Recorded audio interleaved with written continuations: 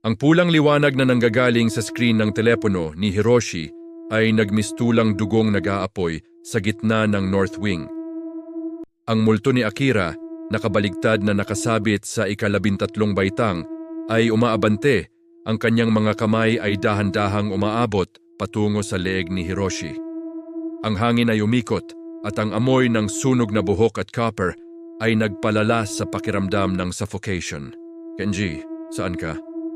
Bulong ni Hiroshi, halos hindi na niya mabitawan ang telepono dahil sa tindi ng panginginig. Ang bawat sandali ay mahalaga. Kailangan niyang sagutin ang tawag, pero ang presensya ni Akira ay mas malapit pa kaysa sa isang hininga. Hiroshi, hindi totoo ang urban legend. Hindi siya tumalon, tinulak siya. At alam ko kung sino. Saan ka? Nandito ako sa likod ng salamin. Ang boses ni Kenji sa kabilang linya ay hindi nagmumula sa speaker ng telepono.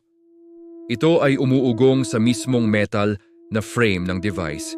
Tila ang telepono ay isang receiver lamang ng tunog mula sa ibang dimensyon. Sa likod ng salamin, naguguluhang tanong ni Hiroshi. Habang umatras siya, pilit na iniiwasan ng nakabaligtad na kamay ni Akira na ngayon ay napakabilis ng gumalaw. Yung sinagot ni Kenji, ang boses ay puno ng hapis at galit.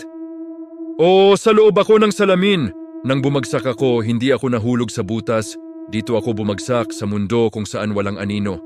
Nakita ko ang lahat, Hiroshi. Nakita ko ang Crimson Echo na nag-uugnay sa iyo. Sa pagbanggit ng Crimson Echo, biglang tumigil sa paggalaw si Akira. Ang nakabaligtad nitong mukha ay nagtanong. Tila humihingi ng sagot mula sa boses ni Kenji na ngayon ay nasa hangin. Hindi si Akira ang kailangan mo, kundi si Daisuke. At hindi si Daisuke ang pumatay sa kanya. Ang multo na nagtatago sa ilalim ng hagdanan. Siya ang pumatay sa kanilang dalawa. Ang Crimson Echo ay ang sikreto ng taong nagumpisa ng lahat. Naramdaman ni Hiroshi ang pag-init ng salamin na nasa likod niya. Ang malaking tanso na frame nito ay naglabas ng mapulang liwanag. Sino? Sino ang nagumpisa ng lahat? Sigaw ni Hiroshi. Siya, ang taong nagtatago sa amoy ng lumang papel at abo.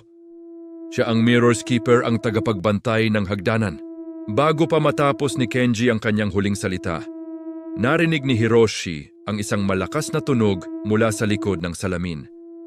Hindi ito tunog ng basag na buto, kundi tunog ng pagbagsak ng isang malaking libro sa kahoy na sahig. Kasabay nito, ang phone ni Hiroshi ay naging itim. Wala na si Kenji. Sa sandaling iyon, ang multo ni Akira ay muling gumalaw. Ang kanyang mga kamay ay lumapit, ngunit hindi na kay Hiroshi kundi sa salamin. Dahan-dahan, ang kanyang mga daliri ay lumagos sa ibabaw ng salamin na para bang tubig lamang iyon. Nagsimulang gumuho ang sahig sa ilalim ni Hiroshi. Ang mga kalansay na buto ay lumipad sa paligid. Ang putol na hagdanan ay umugong. Alam na ni Hiroshi ang kanyang gagawin. Ang Mirror's Keeper ay nasa likod ng salamin. At sa likod din ng salamin nakita ni Kenji ang katotohanan. Pumikit si Hiroshi. Imbis na tumakas, nagdesisyon siyang yakapin ang kanyang tadhana. Sa huling lakas, tumalon siya patungo sa salamin tulad ng ginawa ni Akira. Crash! Hindi salamin ang bumasag, kundi ang mundo sa paligid niya. Pagkadilat niya, nasa ibang lugar na siya, isang maliit, maalikabok na kwarto sa loob ng North Wing. Ang kwarto ay puno ng mga lumang libro at dokumento. Ang salamin ay nasa gilid lamang, buo at kalmado. Wala na ang multo ni Akira. Wala na ang kalansay na hagdanan. Pero sa gitna ng kwarto, nakita niya si Kenji. Nakasandal ito sa pader at hindi siya tumatawa. Ang kanyang mukha ay duguan at ang kanyang hita ay may malaking tama. Sa tabi niya, nakakita si Hiroshi ng isang diary na bukas, nakahandusay sa sahig. Sa labas ng pinto, nakita niya si Yumi. Pero hindi na siya ang Yumi na tumalon. Ito ang totoong Yumi, nakanganga, ang mga mata ay puno ng takot. Hiroshi, si Kenji. Sinubukan niyang buksan ang pintong ito at may gumulpi sa kanya. Akala ko nakatakas siya. Biglang tumingin si Kenji kay Hiroshi, ang kanyang mga mata ay nanliit. Ha, Hiroshi? Garalgal na boses ni Kenji. Hindi ako ang tumawag sa iyo at hindi ako ang Mirror's Keeper.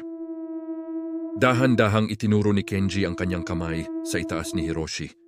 Sa kisame, nakita ni Hiroshi ang malaking anino ng isang lantern na umaaligid. Pero hindi lang ito lantern. Ito ay ang guard ng Seishin Academy. Ang formal na uniforme nito ay punit-punit at ang kanyang ulo ay nakabaligtad tulad ng multo ni Akira. Sa kanyang kamay, hawak niya ang isang malaking fire poker na natatakpan ng tuyong dugo. Hindi ko papayagan na makita niyo ang Crimson Echo ko, bulong ng guard. Ang guard, ang Mirror's Keeper na nagtatago ng diary. Ang pumatay kay Daisuke at Akira, at siya rin ang nagpapatay ng ilaw para hindi na sila makalabas. Siya ang dahilan ng lahat. Sa huling pagtatangka, dinampot ni Hiroshi ang phone niya. Ang screen ay nag-iilaw pa rin ng pula. Walang signal. Pero may isang mensahe sa screen mula sa isang unknown number na lumabas lang bigla. Mag-isa ka. Wala nang makakalabas. Ang tanging paraan, balikan mo ang salamin.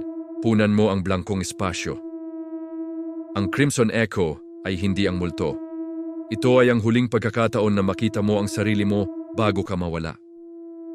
Wakas ng Kabanata Buwakfort. Ang katotohanan ay nabunyag na, ang guard ang Mirror's Keeper. Ngayon, kailangan na ni Hiroshi na harapin ang guard, bawiin ang diary at bumalik sa salamin. Ngunit ano ang ibig sabihin ng huling mensahe? Puna ng blankong espasyo, ang espasyo ng kanyang refleksyon na nawawala.